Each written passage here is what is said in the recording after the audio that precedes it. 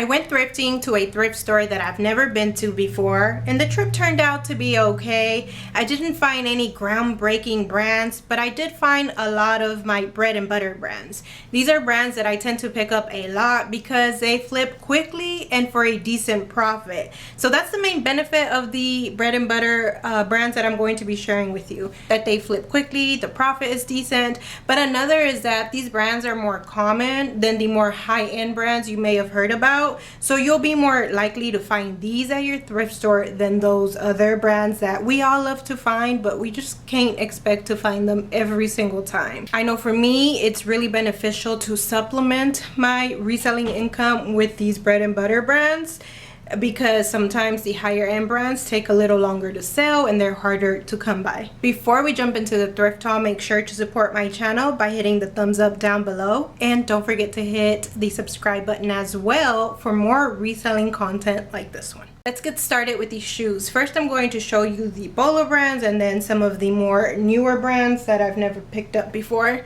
The first are these pair of flats. They're pointed, they are suede, and they are by the brand Toms. These are a size 8.5 wide, so that's what I love about Toms. They tend to make shoes for wider feet. I have wide feet, so I know it's a struggle to find comfy flats, comfy sandals that fit well. So I love buying wide stuff. Tom sells really well. I'm always picking it up as long as it's in a good condition and that the price is decent, anywhere from, let me see, maybe $5 and below. But if it's more like a booty or something more substantial, then maybe I'd pay $8 to $10. Next brand that has turned into my bread and butter brand is this one called Born, and these are just some slip-on clogs. This is like a soft leather and they're studded on the side.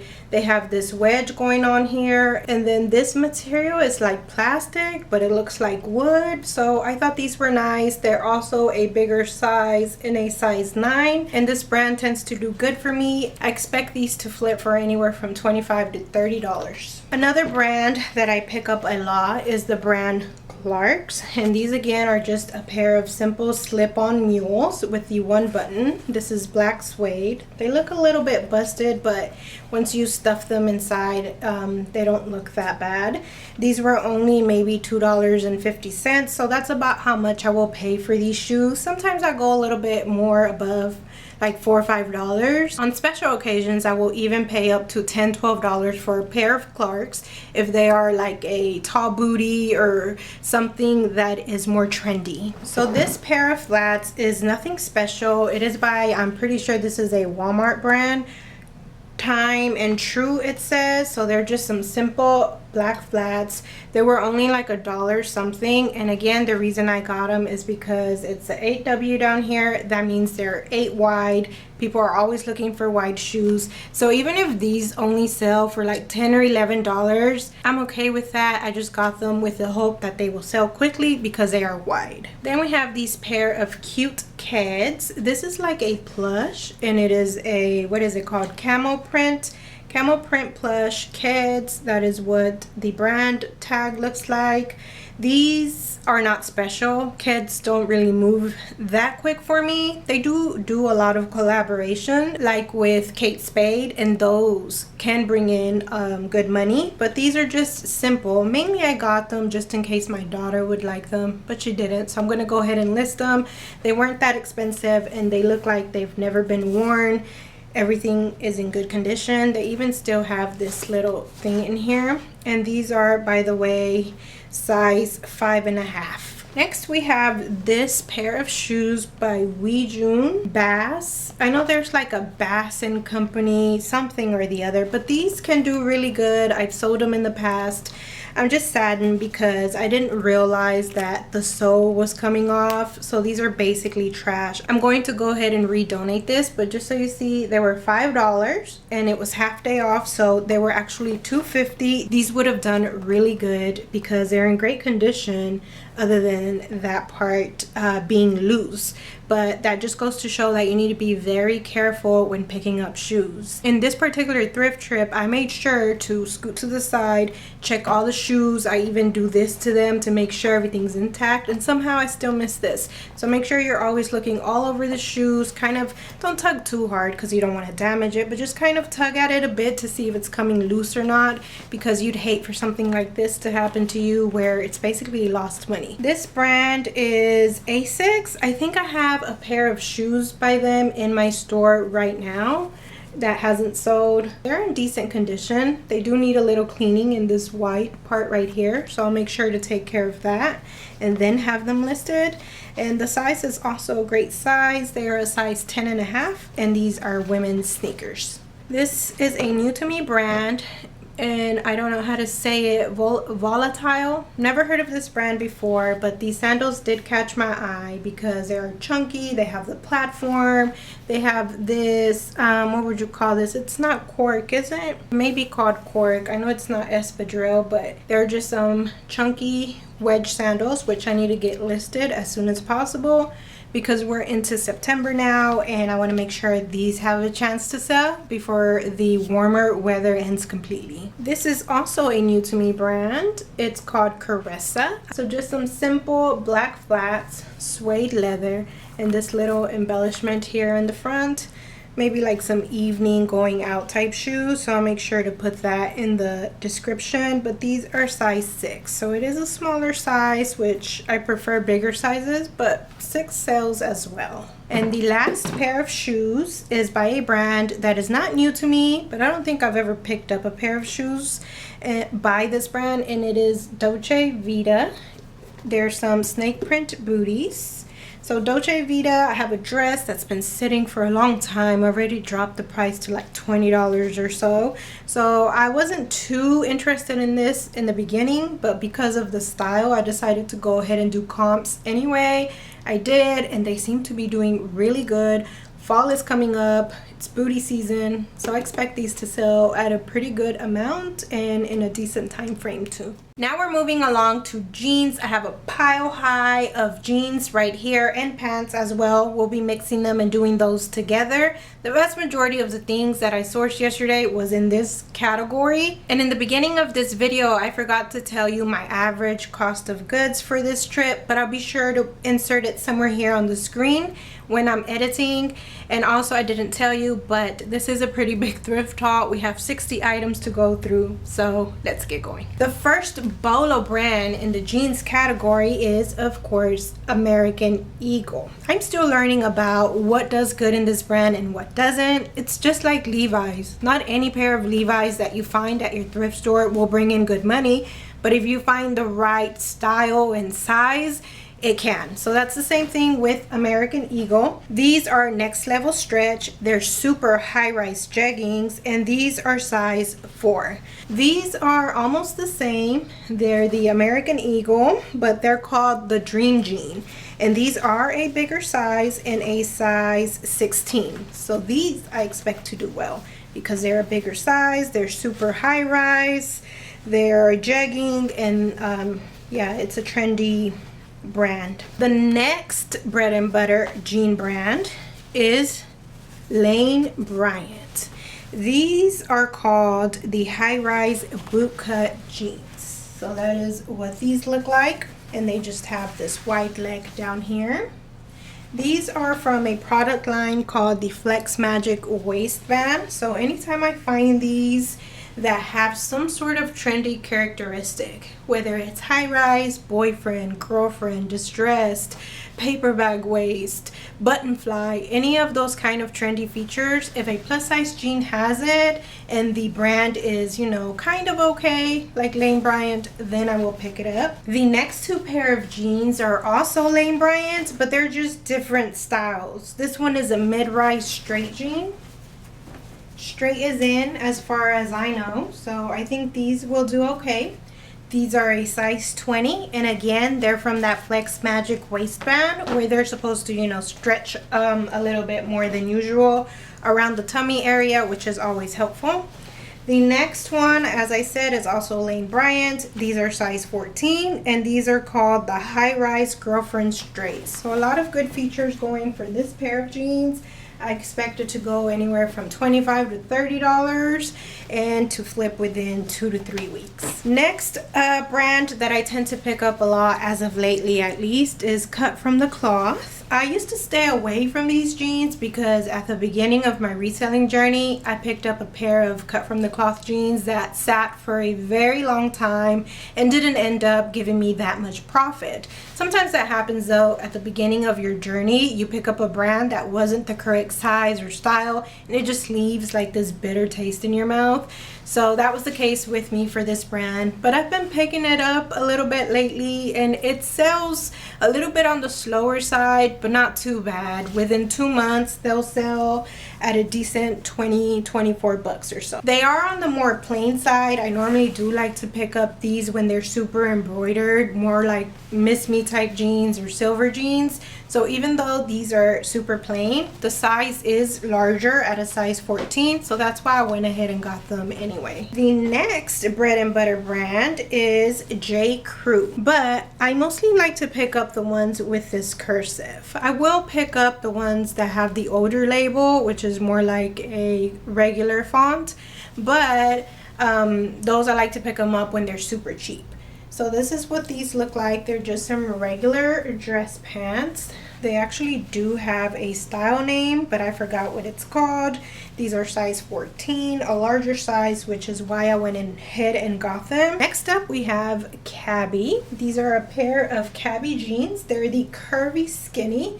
So that's why I got them, because of the word curvy in the title.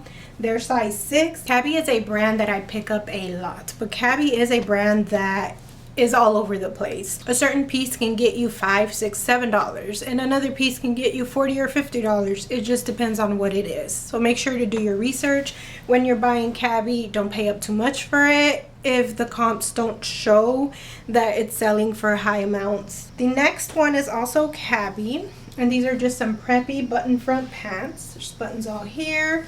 They are navy blue, wider leg down here. And I thought these would do good because of the preppy style.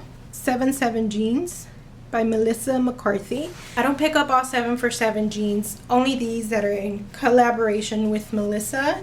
These tend to do really well. This is what these look like. They are boot cut 24W. I've looked it up on Google before because some customer asked me what the W stands for. In jeans, if it's a 24W, it just means it's a 24 with a tiny bit of extra room. So that's what these are, and these I expect to sell for like about $25 to $30. That is why I got 2 more of them. They're both size 24. One is a boot cut and one is a straight, but it's the exact same style. This next one I wouldn't consider a bread and butter for me, but I do know that this brand does well, so I want to show it to you so you can be on the lookout for it. It's called Duluth Trading Company. They're larger size jeans at a 40 by 32. And they're just like a straight leg jean.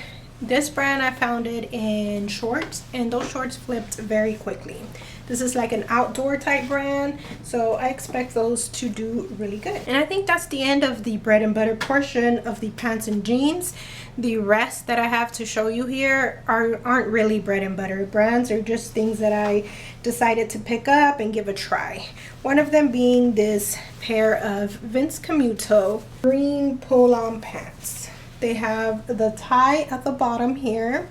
They're more like a jogger. The back does not have any pockets or anything. I picked these up because the brand can do okay depending on what it is. I skip it most of the time, but they are a larger size and the color is a fall color. So that's why I decided to pick these up. This brand is called, I don't know how to say it, I'm not going to try. But it is like an insect repellent type pant, outdoor pant. I don't really know, but I know I've sold this brand before. I got free inventory and some of it was from this brand. So I decided to give it a try because it was new with tags. It was half off. It's convertible, so the legs can come off and turn into shorts. They are a larger size, a larger woman's size 10. So all that I thought was good enough for me to bring these home. Next we have this brand called ModCloth. These are size 1X plaid pants. So that's why I got them, because they are a larger size, because the pattern is a fall type pattern and that's what we're moving into, and because look how wide this is. And according to everyone, wide leg pants are in, so that's why I decided to give these a try. Then we have this pair of jeans by Wrangler. I picked up this brand before in shorts and jeans. It tends to do okay, but I think this was a mistake because these are a size 3 jeans. So these are junior size jeans. I don't tend to do good with those kind of sizes, so I really hope I'm mistaken and I can still get at least 20 bucks for it. If I can at least double or triple my money, I'll be good. Next brand is a Zara Basic. Zara has so many brands and sub brands. Some are really good and some are not. I'm not well versed in any of that, so I tend to stay away from Zara, or at the very least do very specific comps if I'm considering picking it up. But these I didn't do comps, so I hope they don't disappoint. There's some gray plaid pull-on pants. Again, with the plaid moving into the season, I thought they'd do good. Then we have a pair of Academics men's jeans. This is what the tag in the back looks like. It says Native Warrior. They're super embroidered in the back with these feathers, embroidered in the front as well, feathers all over the pockets. The color, the wash is very pretty and has slight distressing. They are a size 38. I've never sold this brand. I hardly ever visit the men's section. I'm slowly trying to source in areas I normally don't go to. Next up, we have this brand called Aloe Yoga. At least I hope this is Aloe Yoga. I don't even know, but it says cool fit. Another thing I didn't know is if this belonged here. It says Life Fitness in the front pocket. I think someone printed that on there, but I thought even if that's the case, it's not like a name or anything that's specific. It just says Life Fitness, so hopefully they still do good. These are a size small workout leggings, and I know that Aloe Yoga is a huge BOLO brand in the active wear section, so be on the lookout for Aloe Yoga. This is a brand I've never heard about called Brazil Rocks, but after doing comps on eBay, I was convinced that these would do good. So they're Western embroidered studded jeans, and these are a size 8. The wash is pretty good. Next we have this, I don't know how to say it, but it's an Anthropology brand. It is a size 10 pair of pants. They're this light gray wash, buttons in the back pockets, super wide leg, and it's also cuffed down here. Never picked up this brand, looked up comps, looked decent. And lastly, for the pants and jeans section, is this pair of pink pants that I probably should not have picked up. They're a size small, they're gray, and they have a jogger leg. But these were $8. I really doubt that I can flip these for a good amount. I was hoping they'd fit me. They didn't. Hopefully they fit my daughter and she likes them. My thrift store prices up this brand a lot of the time, so there's not that much room for profit for me with this brand. The next category we're doing is shorts. I only have 3 shorts and they're all bread and butter brands. Now I only have 3 because I'm slowly trying to stop picking up so many summer things. So the shorts and skirt section is the last section I'm going to go to when I'm outsourcing. Whereas before, that was one of the first ones I went to, just to start looking into more colder weather apparel. The first pair of shorts is this Adidas golf short. Adidas is an athletic brand that tends to do really well, but you have to make sure that you're only getting it for a couple of dollars, because this can sell for anywhere from $20 to $24, and if you're paying up anywhere from $5, $7, that's too much. Next one, we had it in the jeans section, and here it is again, American Eagle, and this pair of mom shorts, acid wash. Yeah, mom shorts is definitely a bread and butter style that sells a lot. This is also a brand that I tend to sell a lot, and it is Miss Me. So these don't go for a lot anymore. I could probably get anywhere from $20 to $24 for these. They were only like $3, and as long as they flip quick, I'm okay with that. Let's move on to the tops. The first top that I have here is this pure Jill, and this one has the style. It says boat neck layered tunic. So this is the elbow length. It is layered. It has 2 layers here. I love the color of it. J. Jill is a brand that can bring in a decent amount of money in a pretty quick time frame in a lot of different categories like dresses, shirts, skirts, shorts. So make sure you're looking out for this brand tag here. This is a plaid tunic top. At the bottom, I'm not sure if you can tell, but it is like a peplum style. It does flare at the bottom, and I just sold this not that long ago. This exact same shirt. This is a larger size and an extra large. The next one is also J. Jill, and this is a pretty thick fabric plaid shirt, and it is a red color.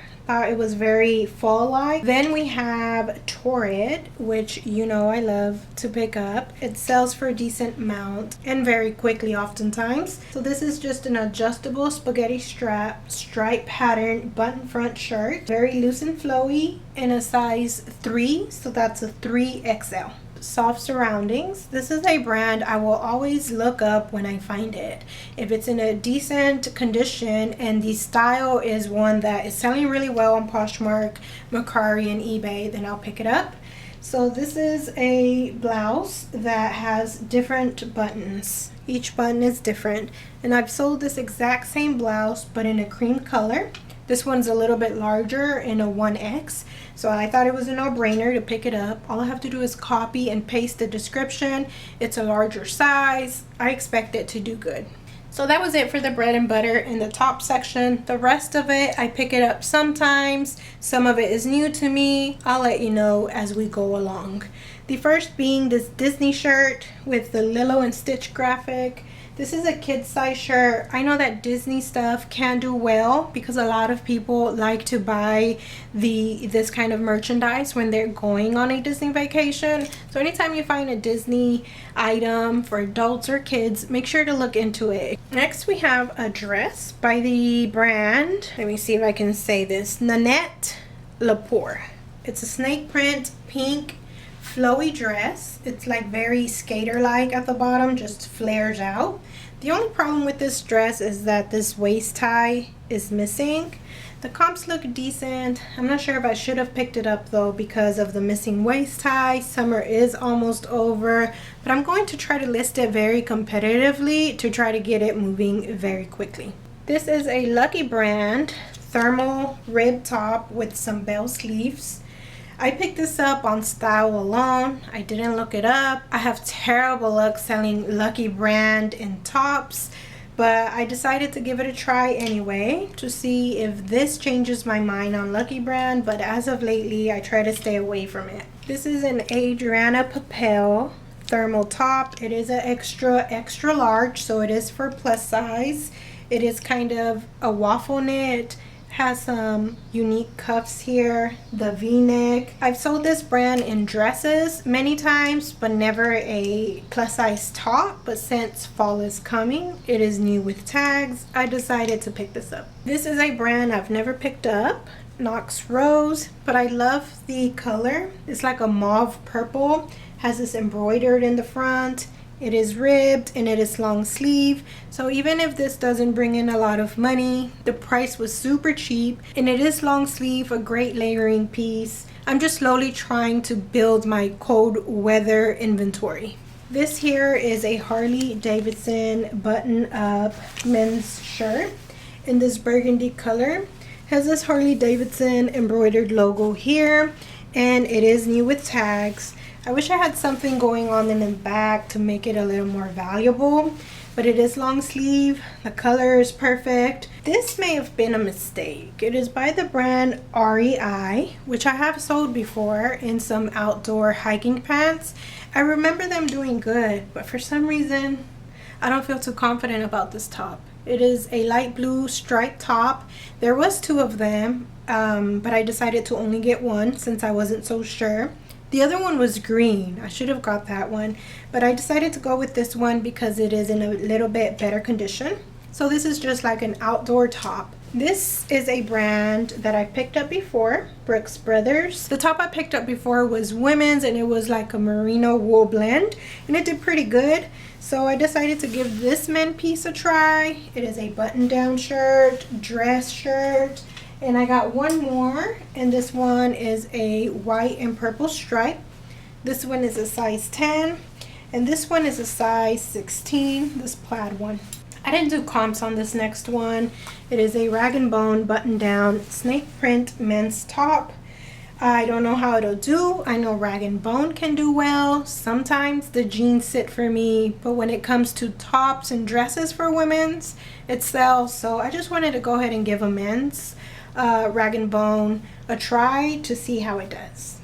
I wouldn't consider a Bowden to be a bread and butter brand, but if I found it often enough, it could be, because Bowden tends to sell at a good price pretty quickly.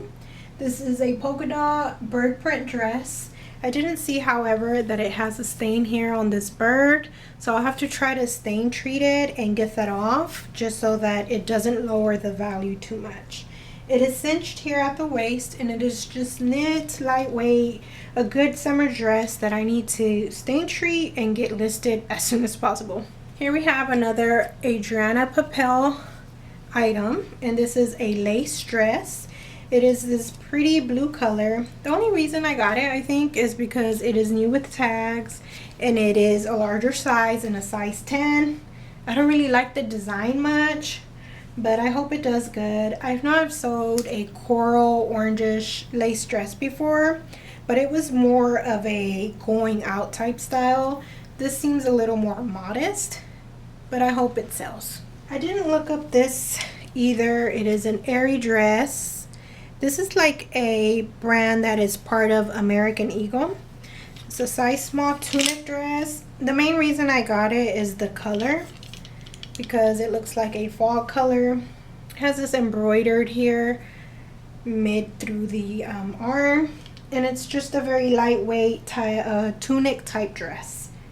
It also has embroidery down here on the hem. The rest of the stuff is just a couple of purses and this sports bra right here, and it is by the brand we talked about earlier, Alo Yoga. It is a color block sports bra. Never picked up this brand. I know it's a good brand to sell, so I hope that even though the two items that I got aren't super special, I hope I can still get decent money for these. Then we have this leather crossbody purse by the brand Born of Concept. I showed you some Born shoes earlier, and they're basically the same brand. One is Born and one is Born of Concept. Born of Concept is supposed to be a more trendier sub-brand of Born. I do have the same exact bag in my closet right now. I think it's more like a brown. This is a gray and black. They are not real leather. They're faux leather, which is a bummer, but hopefully they still end up doing okay. Next bag that I picked up is this one here with this dog in the front. I think it's called a Shih Tzu, if that's how you say it. And this brand is called Faithful Friends, and it's called a dog tote. It's very spacious inside, a beautiful color, and it is not that worn. The bottom has these studs, which I think add value to a bag, and it also has this dog charm, which you can add to the description. You can just put charm, and that's a good keyword to have in there. So I'm excited to see how this bag does. Mostly picked it up on style. And then the very last item I have to show you today is this Kate Spade feather print black leather purse. It does have this long strap, so you can wear it crossbody if you want to. It has this charm right here with the spade. It's very spacious inside, in great condition. I did pay up for this item. I think it was over $15, but after looking at the comps, I think that I can get at the very least $50 and maybe $70, $80 if I'm lucky. So we'll see how this Kate Spade bag does. Out of all of the stuff that I got today, I think this is the most groundbreaking thing. I mean, I love all of the bread and butter items. I love knowing that I can buy something, take pictures of it, list it, and it's going to sell pretty quickly. But Having a few groundbreaking finds here and there also makes a trip special. Let's continue the conversation in the comments below. Let me know, what is one bread and butter brand that you sell on a consistent basis? Share that with us down in the comments. Thank you so much for watching this video. I'll see you next time.